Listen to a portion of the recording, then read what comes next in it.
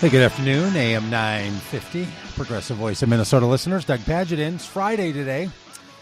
As you know, if you've been fighting through, if you're one of those like people that, thinks about Friday as the end of the work week, then good for you. I'm not one of those. Hunter, are you one of those people that considers Friday the end of the work week? I don't think the work week ever ends for me. That's how I feel about it, too. Just hardworking guys at it constantly, aren't we? Just enjoying every living moment of it. It's a lovely, lovely day out there. And if you're, if somebody's not a fan of, mid-40s, melting snow, big bright sun, big clear sky, stay inside today because that's what it's like outside. That's what's going on. This is such a treat. It's spring. And remember last winter how April dragged in? They had a blizzard at like April 20th or something. So spring took so long. We're getting a little taste of it in January. It's wonderful. I know. It's a little nibble. It's like the Chocolate Celeste little bite. Just a little nibble. I was reading something about the weather. Because, that's what middle-aged men do. They sit around reading about the weather on their iPads. But they were saying in reading about the weather, that last May, like the lakes were still frozen in May. I don't know if it was Memorial Day or not, but it was something like this. Like the lakes were still frozen. And then it was 90 degrees. There might have been like a 90-degree day and the lakes were still frozen. Just some crazy weirdness. We should bring that up with the astrophysicist Paul Wallace this afternoon when he's on here at the bottom of the hour, as they say in the broadcast business. He's going to be on. So I'm going to do a little bit of update in the second segment after the commercial break here in about 10 minutes. I'm going to talk about this. There was a police shooting in Minneapolis a while back. Travis Jordan was shot and killed by the police. It was one of those mental health calls. His family called for help. The police came. Travis came out of his house with a knife in his hand, and Officer Ryan Keyes and Neil Walsh shot him to death. And they were just it was just announced that they're not going to press charges against them for this. And I'd like to talk about that in the second segment. So I've posted it on my Facebook feed over at Doug Padgett. If you're on Facebook, you can find it on the Star Tribune website. There's the body cam videos, so you can watch it happen and make your own determination about this. So I've got a big commentary about that that'll come up here after the break. So if you want to jump in on that conversation, I'd love to have your thoughts on it. 952-946-6205 in our second segment. So we're going to talk about that. It's big news in the state of Minnesota, and it needs to be big news anytime the police are involved in shootings and killings, and then especially in this one, the way this is played out. But before we get to that, a little bit of an update on the federal shutdown that's going on. 1/4, roughly, of the federal agencies. It's a little hard to determine how many employees there are or how much of the budget impacts what. But 1/4 of the federal agencies are still shut down. That's going to start to have big impact here in Minnesota, specifically around the federally funded subsidies that go for people that receive what used to be called food stamps and is now called SNAP, which is a cute acronym from the federal government. In fact, I think if owner Chad were giving this, every time he said snap, he would snap. Like, snap construction ad. But SNAP is a really, really important federal program. It's the biggest part of the farm aid and the food aid that we give. It's one of the ways that we've decided in this country we're going to care for each other. And we're going to care for people when they need some food help. Well, the state of Minnesota receives a huge subsidy from the federal government to then distribute it through the state and county systems. That's going to run out of money in February. And Donald Trump, the president of these United States of America, has said that this shutdown could go on for months, maybe a year, or maybe we'll end it this weekend. Don't really know. Don't really care. And Hunter, I know you were working all day because you're a guy that works on Fridays. Mm-hmm. I don't know if you saw the press conference. The president came out and had former House Whip McCarthy standing behind him, and took questions from the press, and gave responses. I'm referring to his responses to the questions, not as answers to the questions, because I swear to all things that are good and right in the world, This guy is full on manic. If you know the term manic from mental health issues, sometimes people go through issues in their life where they're on really high highs and really low lows. And those kinds of swings are called manic movements, manic mental health movements, sometimes called manic depression. There was no doubt in my mind listening to Donald Trump today, he's in a manic episode. I don't take that lightly at all. I know a lot of people who deal with it. It's really significant. I'm not even using it as a metaphor. I think he's literally having manic episodes. The way he phrases his statements, the pace that he answers, the way his mind jumps around from one thing to the other, the way it's delusional, it is a full-on manic responses to questions from the press. And I don't think this is too far from the reality that all the pressure that he's under, and during this government shutdown, things happen to presidents during government shutdowns. You might remember there was a president back in the 90s named Bill Clinton, and he got into trouble with an affair that he had with an intern named Monica Lewinsky. Hunter, do you know when that happened? Do you know the circumstances surrounding Bill Clinton's affair with Monica Lewinsky? Yeah. It was during the government shutdown. Oh, well, I didn't know that. Yeah, this is the one of the reasons it all came. There's a whole lot that goes into this, but one of the things that was going on was the federal government then was shut down at even greater percentage than what it's shut down now, but they weren't working in the same way. And employees, White House employees, had to go home. They were just kicking around the White House. That's when it happened. Things happen to presidents during shutdowns. There's a lot of pressure, and all the normal systems that are in place sort of break. I think Donald Trump is having his own version of a breakdown. It's outrageous. If you watch that press conference, now, for a lot of us, you can only get so much Donald Trump in your life, and you should just stay away from this press conference. But if you can bring yourself to it, it's unbelievable. It's about an hour long, and his answers to the most basic questions are irrational and disjointed from facts. Just a couple of examples. He goes on two riffs about tariffs.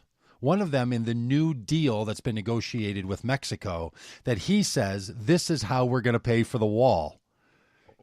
His argument is, no, I didn't break my promise about building a concrete wall and getting Mexico to pay for it. Even if the wall is not concrete, I mean, don't bicker over words, he wants to say. It could be steel slats or whatever. The big argument he tries to make is our new trade deal with Mexico is how they're going to pay for it.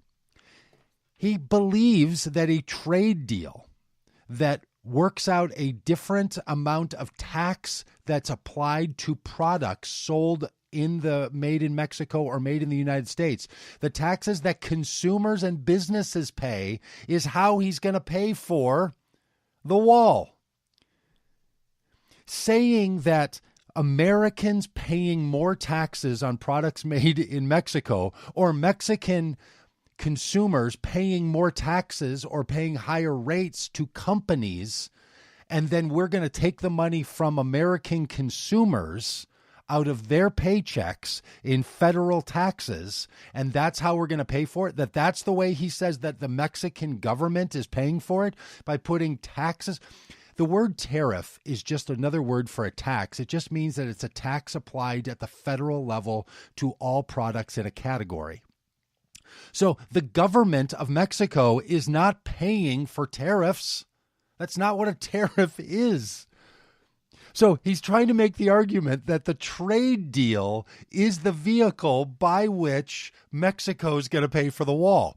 That would be like saying, hey, Hunter, I'm going to pay for the meal, but when we get to the meal, I'm going to actually need you to front me the money. And then a little while later, I'm going to charge you for something else. And when I pay you back for that, then we're even on the meal.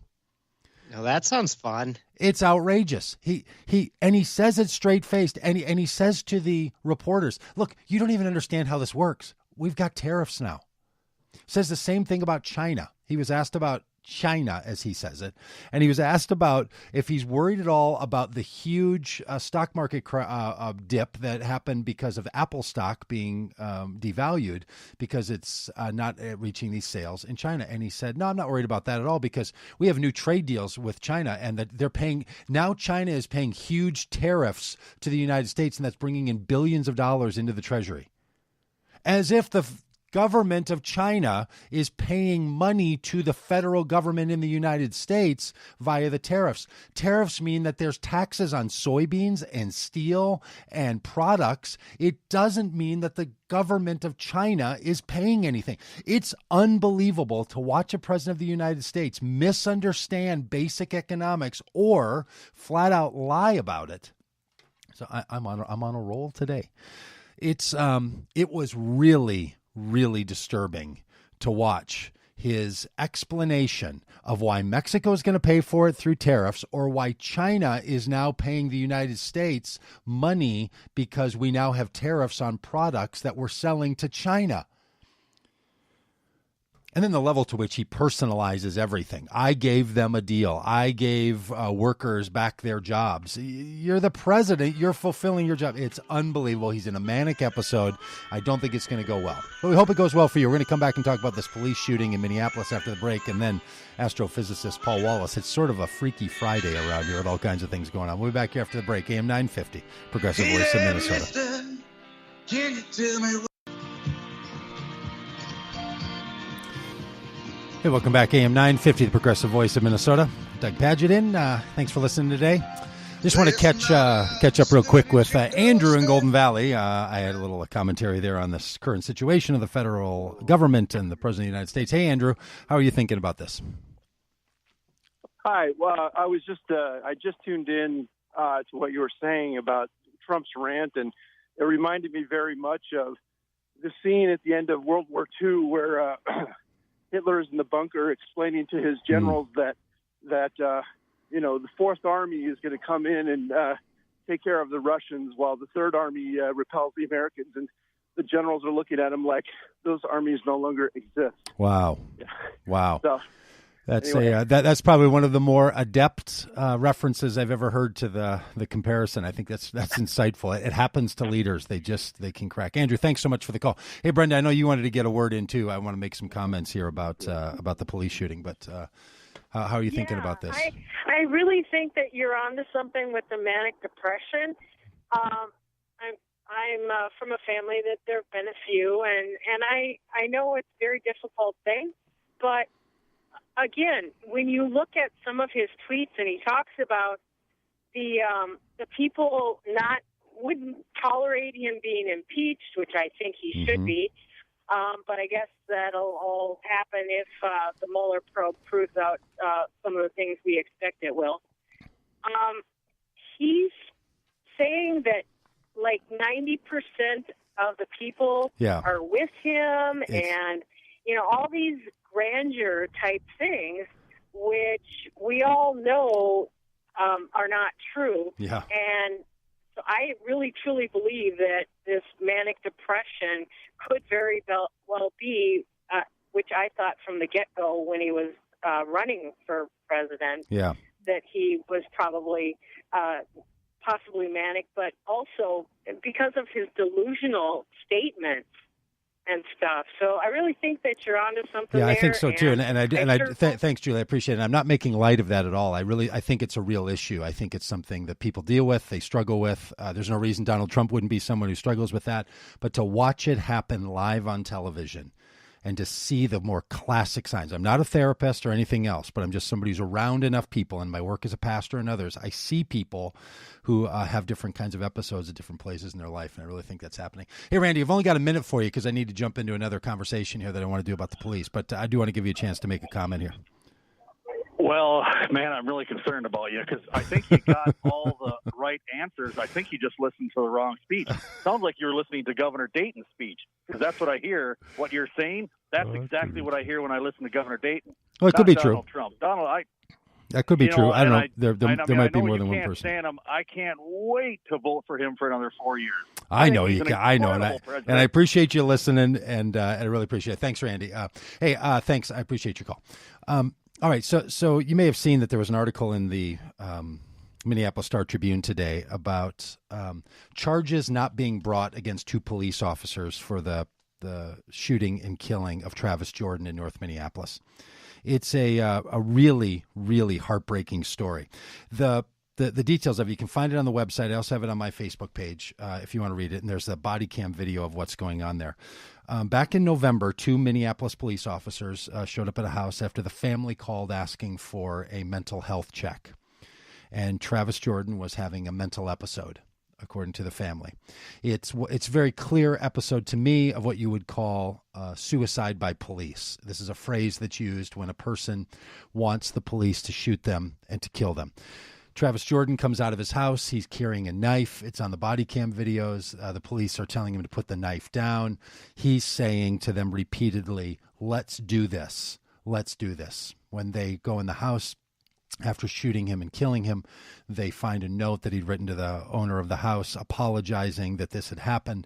The family wanted the police to come to protect him from himself. And what they did was they shot and killed him.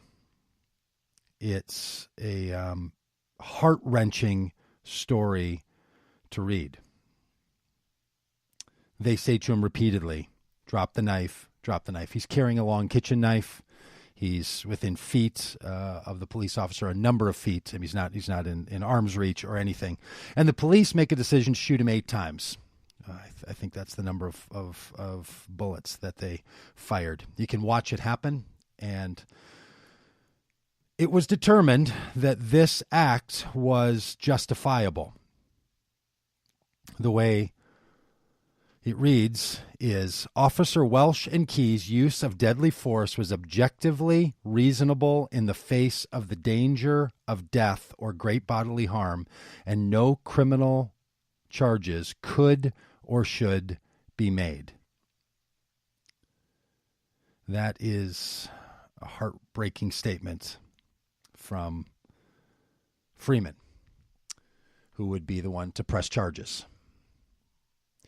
Here's the thing. It might be within the law, and it might be that there's no way to press charges if it could be determined that Travis Jordan's actions put the officers in harm's way.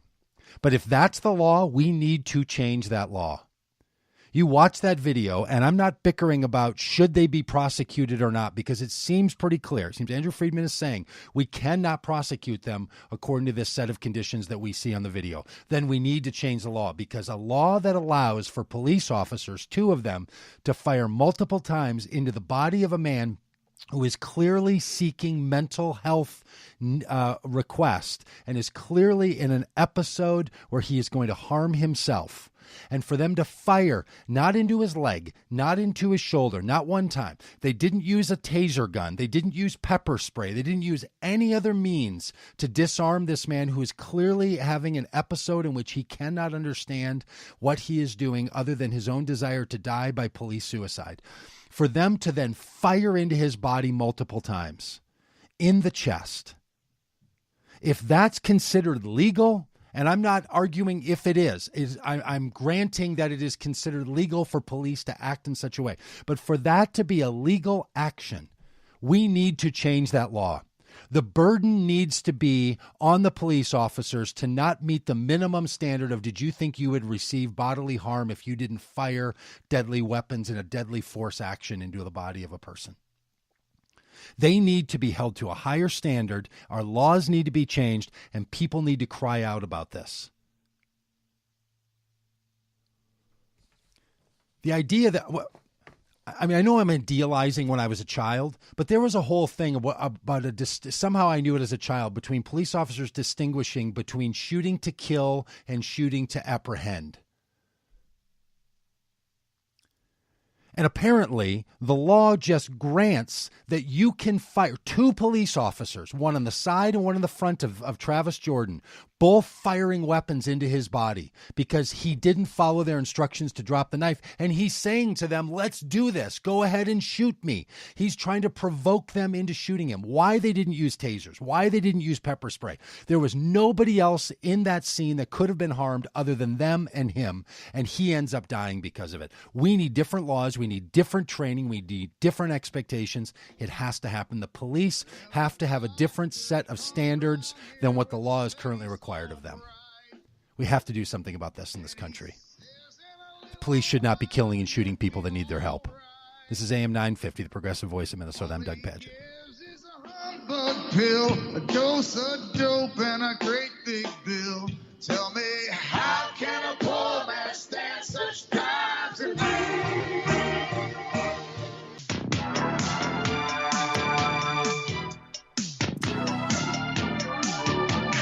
Hey there, AM 950, progressive voice of Minnesota listeners. Doug Padgett back. Been an intense half hour already.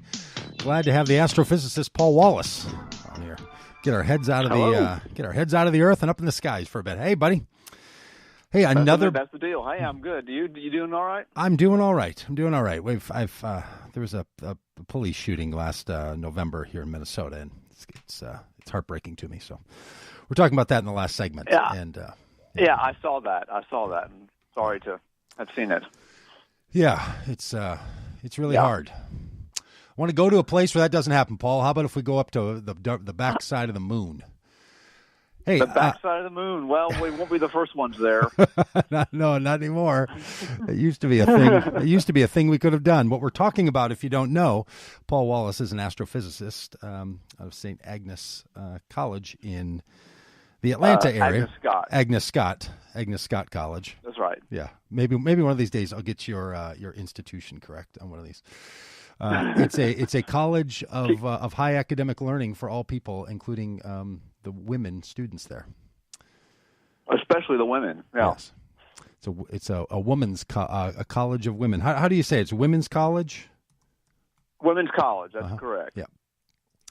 And so if you're not familiar with Paul Wallace, well, I hope you will become because he's our Friday, very often favorite guest here on the show. And what we were talking about there just a moment ago is that China, maybe because they've spent all their money now on paying the United States in their tariffs, could only afford to get their moon rover on the backside of the moon. They did it, man. It's did. Up there. At least I believe them. I mean, they say it's up there.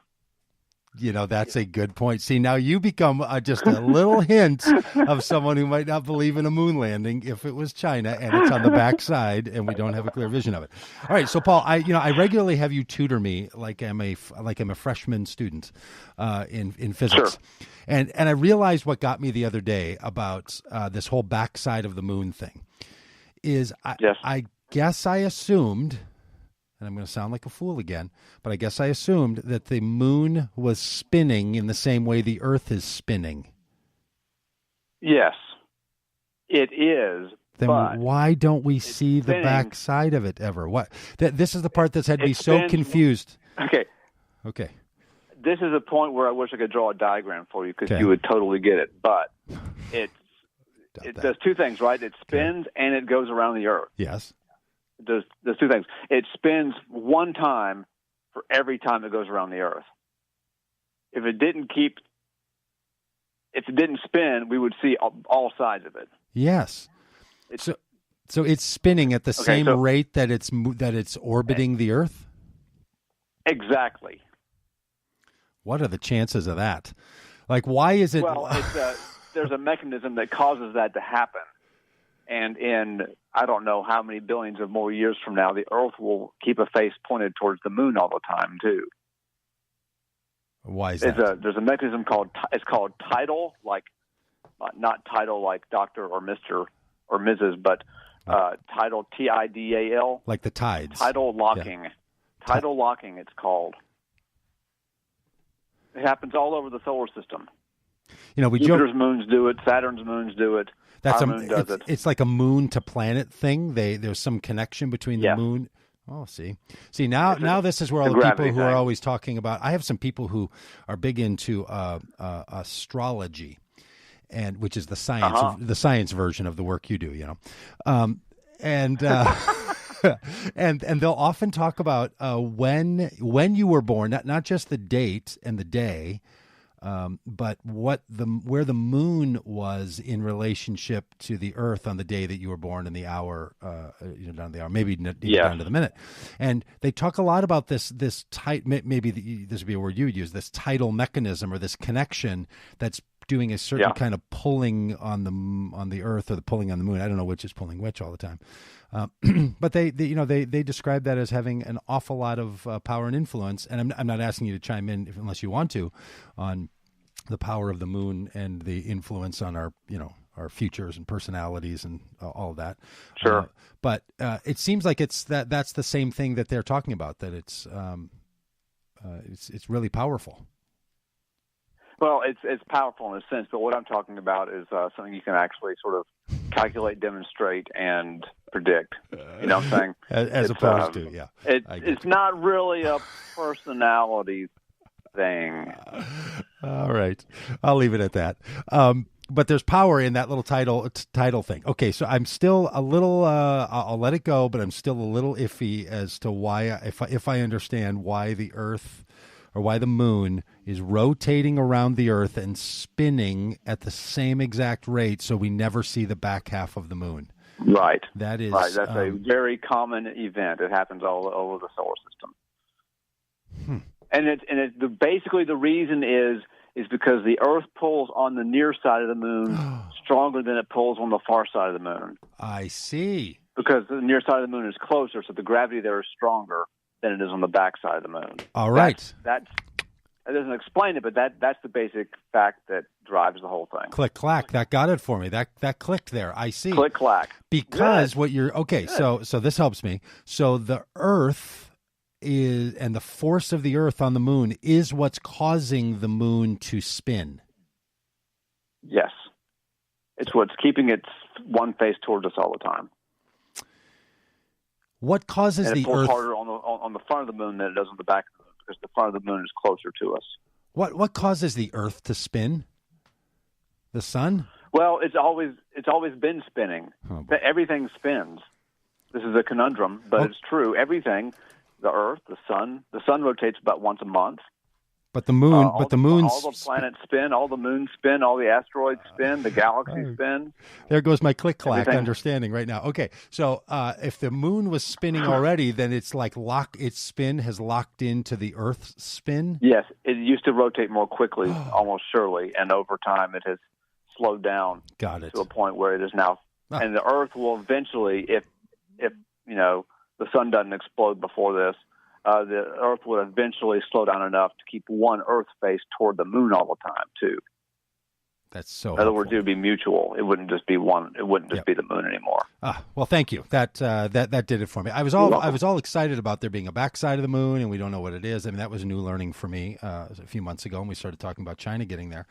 And then I started to think about it, and I was like, wow, it's amazing the things I don't know anything about, like why things in space are the way they are. So I'm glad to have an astrophysicist in my life.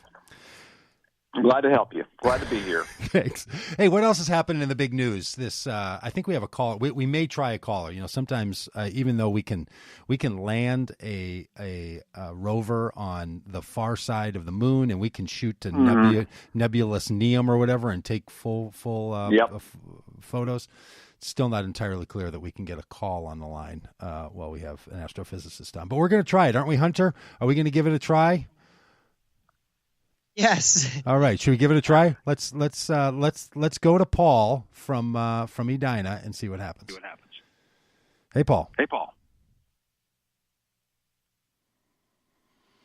Yeah, there it goes. Okay. Sorry. That was me. That's me talking over myself again, Hunter. It's still not working. Yeah, I don't know if we still have Paul Wallace, but I have me now twice. Can you fix that? I mean, I do like listening to myself talk, but not literally right in my ears at the same time. All right, so we may have lost Paul Wallace. We're not going to take calls with Paul, which is killing me. because I know people have these really great questions. Hunter, maybe you can grab their questions and then reiterate those to us until we figure out how to make when we have this connection with Paul, how we make a connection with the fantastic callers. So, Dr. Wallace, we're going to have Hunter take down some questions from some people and then be the one to present the questions to us. That's how we're going to do that. So, hello. All right. So I think Paul. I think Dr. Wallace is back. Hey, Paul. I am back. Yeah, we tried we tried to get a caller in, but we're still having we have a little glitch in our system, a little hitch in our step when it comes to bringing in callers. But hey, so what else is happening in news? It's been every day the last 2 weeks. It's been huge news stories. My news aggregator is full under my astronomy section. It's quite amazing. Well, have you read the story about New Horizons, the probe that passed Pluto a few years back and is heading on out of the solar system? It has gotten very close-up photographs of the most distant close-up images we've gotten of any object ever, period. Wow. Okay. Yeah, and it's this weird thing. This is the snowman-shaped thing, or the eight, the double thing, basically, what it is, it's in the Kuiper belt. You've heard of the asteroid belt. Yes. The asteroid belt is between Mars and Jupiter. It's a bunch of rocks orbiting the sun. Out beyond Neptune, there's another belt of thousands upon thousands of objects out there that are mostly ice, and it's called the Kuiper belt. But it's like an ice version of the asteroid belt out beyond Neptune. And this thing is one of those objects. And it is unusual in that it is not a single object, but it is clearly two objects which have impacted in one another, but more or less retain their shape. So it looks like, a baseball stuck to a softball. Yeah. It's curious. And they think that's what it looks like. What I read something that suggested that perhaps these were two different space objects that somehow got conjoined, got pulled together. Is that what people are thinking? Yeah, they almost certainly would have. Yes, that's one theory. Another one, there are plenty of asteroids that have moons.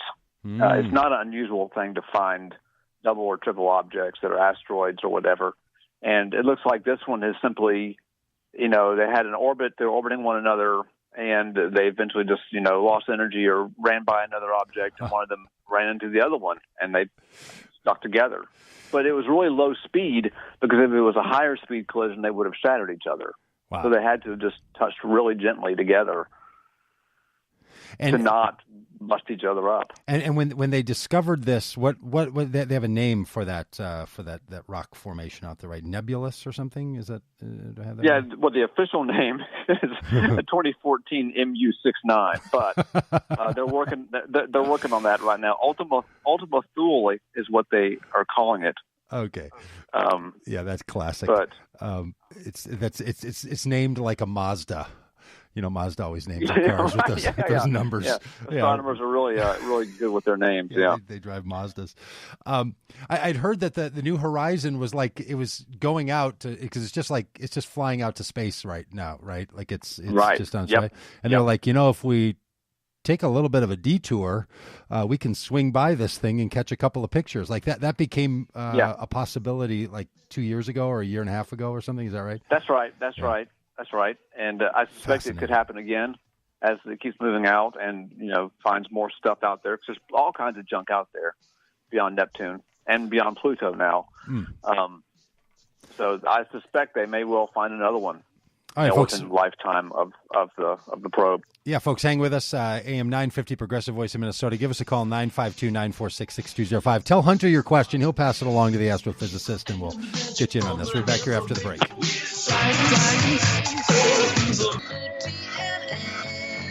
Hey, welcome back, AM 950 listeners. It's Friday here on the 4 o'clock show. A little repartee on science and especially astronomy. What's going on with our astrophysicist, Paul Wallace? Paul, lots of things going on in the big news. Elon Musk firing things up. The Chinese landing on the backside of the moon. the New Horizons. Man, all kinds of things. What else is happening in the news that people should pay attention to?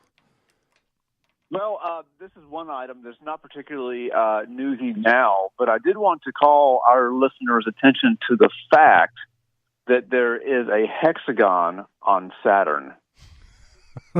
That's so great. Yeah. It is huge. It is approximately 18 to 20,000 miles across. It is a perfect hexagon. It's not like, just kind of if you blur your eyes a little bit, you can see a kind of a hexagon.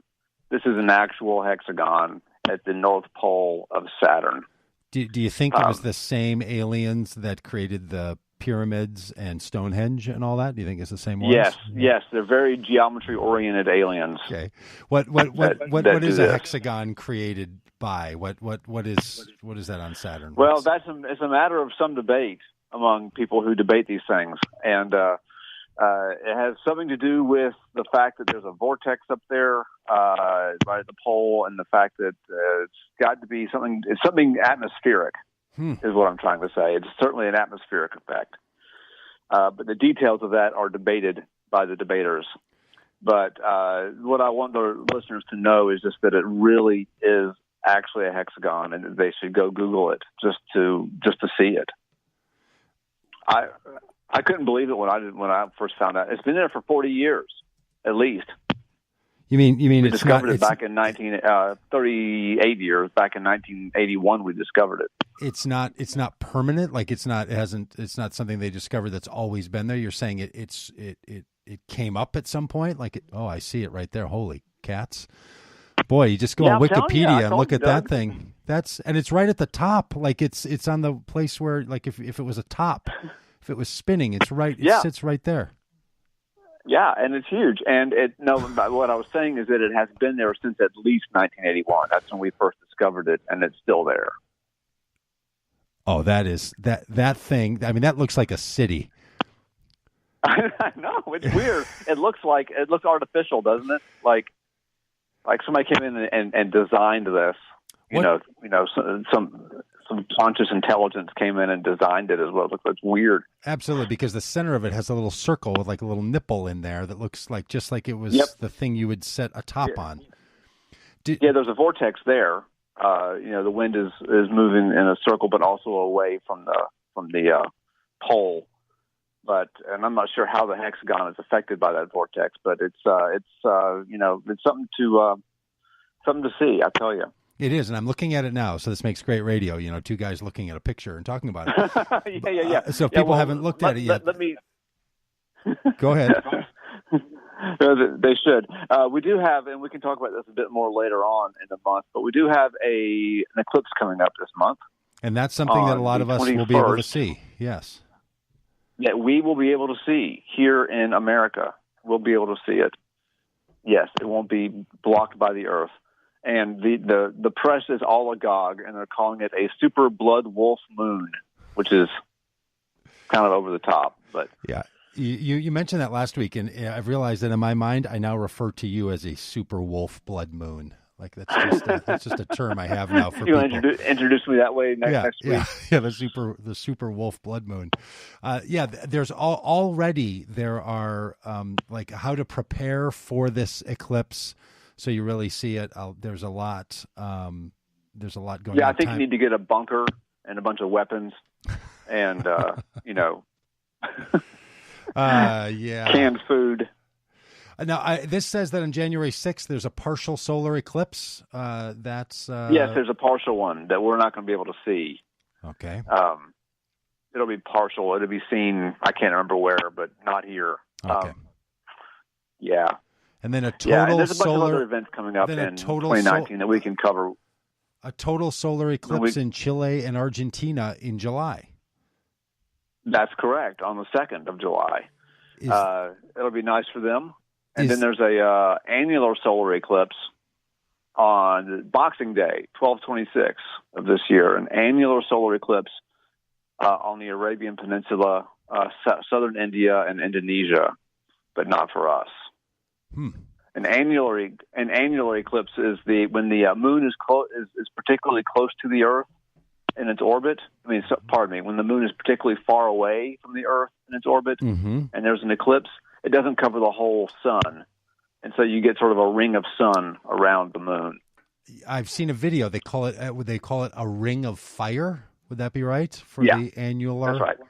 Yeah, it's that is really a sight. I mean, I know that you were struck by the full solar eclipse and how powerful that one was, but that ring of fire, that's awesome. That's like someone's tattoo. Like you'd get the ring of fire tattoo.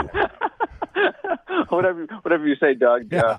Well, I don't know about your tattoos later. If you're thinking about a tattoo, anyone.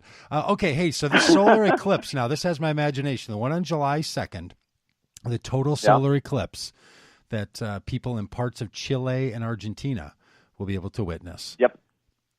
Is that on scale with the one that was here a year or so ago that you saw and had such a life trend? Yes, it'll appear similar to that. I'm not sure how it rates as far as length goes. It probably won't be quite as long. Most aren't, but it's a similar sort of event to what we had last, 2 years ago in 2017. Yeah, this says that it will last 2 minutes. Yeah, ours was a bit longer. Yeah. The longest that ours lasted was like 2 minutes and 40 seconds. So it'll be a little shorter, but it'll still be wonderful for those folks down in South Asia and South America who see it. Well, that's what raises my question. You having such a life transformative experience, do you have any plans to go to Chile or Argentina to try to behold that again? You set me up with some money, I'll go. Does that start rolling around in your thinking? Like, how do I find a way to have someone fund us to go to Chile and Argentina? So, I think we could do a 2-minute radio spot from there. That would be, I think that would be just right up the alley. That'd be cool. No, there's going to be one in Texas, coming up through Texas, Ohio, and up towards New England in, I think it's 2024. Oh. It's going to cross the country again, but sort of, again, from Texas up to Maine, basically. And I'm definitely going to travel to probably Texas. West Texas is the place where you're most likely to get clear atmosphere. So I'm definitely going to travel for that one. Well, it's all these solar eclipses, these rings of fire, these things on Saturn. They're part of what makes, for me at least, the notion of science so fun, because it's the simultaneous otherworldliness being out there, but also this human kind of experience. And so I know that science struggles to capture people's attention in this country, and I wish it didn't, because it's so important. So thank you, astrophysicist Paul Wallace. And thanks, listeners, to the AM 950 Progressive Voice of Minnesota afternoon repartee. We'll talk to you on Monday. Crushing the last lone American night. This is